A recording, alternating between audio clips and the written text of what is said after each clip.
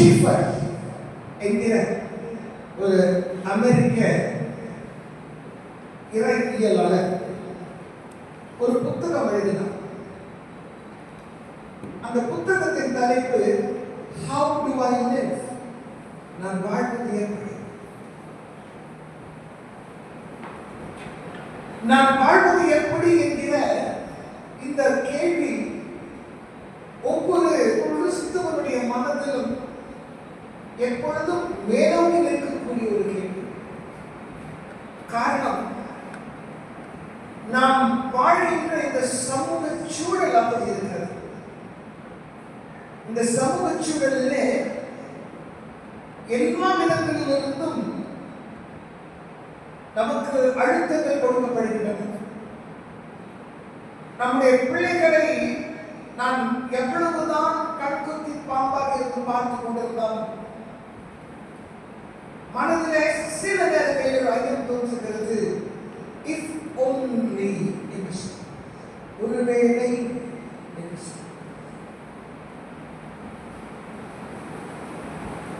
பவுலடிகளார் பிலிப்பியருக்கு எழுதின நிருபம்,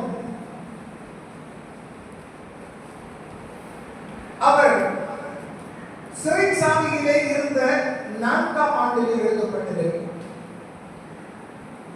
அந்த பிலிப்பு சபை என்பது அவருடைய 2வது பயணத்திலே அவர் நடத்திய ஒரு சபை. ஐரோப்பிய கண்டத்திலே முதலாக அவர் இருக்கிற சபை. பிலிப்பு என்கிற அந்த நகரமே அலெக்சாண்டருடைய தகப்பனார் பிலிப் தி கிரேட் அவருடைய பெயரை கொண்டுதான் நிறுவப்பட்டது. அந்த பிலிப்பு பட்டணம் பெரும்பான்மையானவர்கள், அங்கு வாழ்ந்த பெரும்பான்மையானவர்கள் ரோம ராணுவத்திலே பணியாற்றி ஓய்வு பெற்ற ராணுவ வீரர்கள். அவர்கள் தங்களோடு தங்களுடைய தெய்வங்களையும் கலாச்சார பழக்க வழக்கங்களையும் இந்த பிலிப்பு நகரத்திலே அதிகமாக கொண்டு வந்தார்கள். பிலிப்பு நகரத்திலே வாழ்ந்து கொண்டிருந்த விசுவாசிகளோ ஏழ்மையில் வாழ்ந்து கொண்டிருந்தவர்கள்.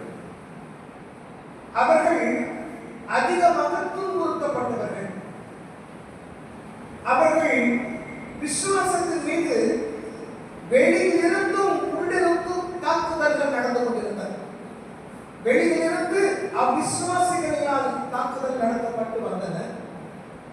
சபைக்குள்ளே பார்த்தீர்களேயானால் சத்தியத்தை விட்டு வழி விலகி போகக்கூடிய உபதேசங்களும் அந்த சபையிலே இடம்பெற்றன. எல்லாவற்றுக்கும் மேலாக அந்த திருச்சபையிலே ஒற்றுமை இல்லை. நான் பெரியவன் நீ பெரியவன் என்று சொல்லி போட்டியும் பொறாமையும் சுயநலமும் தாண்டவமாகிக் கொண்டிருக்கிறது. இந்த போட்டியிலே இந்த பொறாமையிலே எளியோரை அவர்கள் மறந்திருக்கிறார்கள்.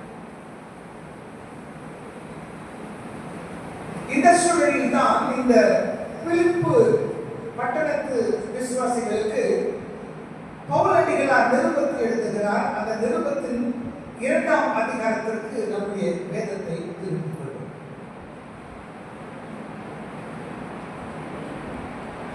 பிலிப்பியருக்கு எழுதின நிருபம் 2ஆம் அதிகாரம் வசனங்கள் 5 முதல் 17 வரை 16 போதும் 5 முதல் 16 வரை ஒரு முறை வாசிக்க கேட்போம். கிறிஸ்து இயேசுவில் இருந்த சிந்தையே உங்களில் இருக்க கடவுள். அவர் தேவனுடைய ரூபமாயிருந்தும் தேவனுக்கு சமமாயிருப்பதை கொள்ளையாடின பொருளாக எண்ணாமல் தம்மை தாமே வெறுமையாக்கி அடிமையின் ரூபம் எடுத்து மனுஷ சாயலானார். அவர் மனுஷ ரூபமாய் காணப்பட்டு மரண பரியந்தம், அதாவது சிலுவையின் மரண பரியந்தமும் கீழ்ப்படிந்தவராகி தம்மை தாமே தாழ்த்தினார்.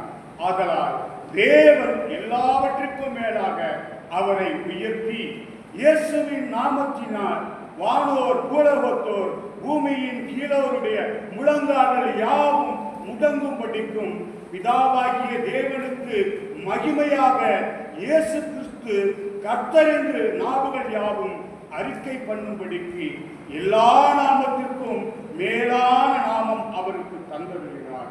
ஆதலால் எனக்கு பிரியமானவர்களே, நீங்கள் எப்பொழுதும் கீழ்ப்படுகிறபடியே நான் உங்களுக்கு சமீபமாய் இருக்கும் பொழுது மாத்திரமல்ல, நான் தூரமாய் இருக்கிற இப்பொழுதும் அதிக பயத்தோடும் நடுக்கத்தோடும் உங்கள் ரட்சிப்பு நிறைவேற பிரயாசப்படுங்கள்.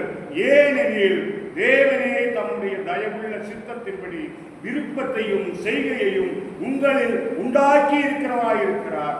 நான் வீணாக ஓடினாலும் நான் வீணாய் பிரயாசப்பட்டதும் இல்லை என்கிற மகிழ்ச்சி கிறிஸ்துவின் நாளில் எனக்கு உண்டாயிருப்பதற்கு ஜீவ வசனத்தை பிடித்துக் கொண்டு உலகத்திலே சுடர்களை போல பிரகாசிக்க நீங்கள் கோணலும் மாறுபாடுமான சந்ததியின் நடுவில் குற்றமற்றவர்களும் கபடமற்றவர்களும் தேவனுடைய மாசற்ற பிள்ளைகளாய் இருக்கும்படிக்கு எல்லாவற்றையும் முறுமுறுப்பில்லாமலும் தர்க்கிப்பில்லாமலும் செய்யுங்கள். மேலும் உங்கள் விசுவாசமாகிய பலியின் மேலும் ஊழியத்தின் மேலும் நான் வாக்கப்பட்டு போனாலும் நான் மகிழ்ந்து உங்கள் அனைவரோடும் கூட சந்தோஷப்படுவேன். இன்றைய நம்முடைய சமுதாயத்தில் நம்ம பார்க்கும் பொழுது, முதலாவது பள்ளிகளுக்கு போனால் இந்த மாரல் சயின்ஸ் அப்படிங்கிற கிளாஸஸ் இன்னைக்கு கிடையாது. வேல்யூ எஜுகேஷன் அப்படிங்கிற கிளாஸஸ் கிடையாது. ஆகவே ஒழுக்க நெறி என்றால் என்ன? ஒழுக்கத்திற்கு அடுத்த விழுமியங்களை நம்முடைய பிள்ளைகளின் பள்ளிகளிலே வகுப்பறைகளிலே கற்றுக்கொள்வதற்கான வாய்ப்புகள் இல்லை. நம்முடைய பிள்ளைகள் பெரும்பாலும் சமுதாயத்தினுடைய அழுத்தங்களால், அதிலும் குறிப்பாக அவர்களுக்கு ஒத்த வயதுடைய பிள்ளைகளின் அழுத்தம், இந்த பியர் குரூப் பிரஷர் சொல்லுவாங்க, அது மிகுதியாக போகிற காரணத்தினால் சில நேரங்களிலே அவர்களை நம்முடைய கவனத்தில் வைத்துக் கொள்வது என்பது கூட நமக்கு கஷ்டமாக இருக்கு. இன்னைக்கு மாரல்ஸ் வேல்யூஸ் அப்படிங்கிறதெல்லாம் வெளியே இருக்காச்சு.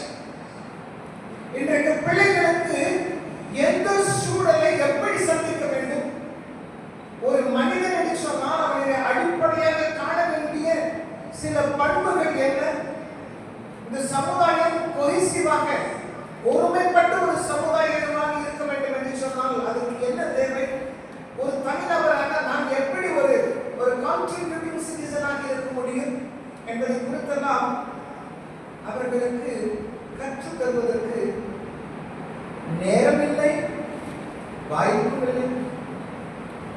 ஏன் நேரம்னா அப்படியே ஏதாவது ஒரு எக்ஸ்ட்ரா கிளாஸ் கொடுத்தா கூட அதை சயின்ஸ் டீச்சர்ஸ் மேத்ஸ் டீச்சர்ஸ் தான் யூஸ் பண்றாங்க. அப்படி ஒரு ஃப்ரீ பீரியட் வந்தாலும் அந்த ஃப்ரீ பீரியட் யாராவது ஆக்கிரமிச்சுக்கிறாங்க. பிள்ளைகளுக்கு வாழ்வியல் தத்துவங்களை சொல்லிக் கொடுப்பதற்கு யார் முயல்வது?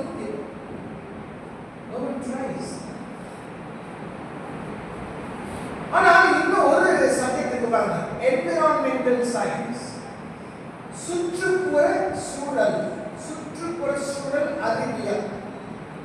இந்த சுற்றுச்சூழல் அறிவியல் நமக்கு என்ன கற்றுத் தருகிறதா? நம்முடைய பிள்ளைகளுக்கு நம்முடைய சுற்றுப்புற சூழலை பாதுகாப்பது எப்படி என்று சொல்லி தேவையானதுதான்.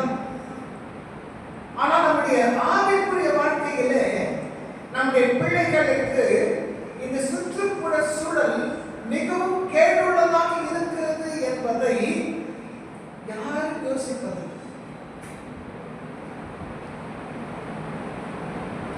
நாம் வாழ்ந்து கொண்டிருக்கிற இந்த சமுதாயத்தில் காணப்படுகிற குற்ற செயல்கள், இதை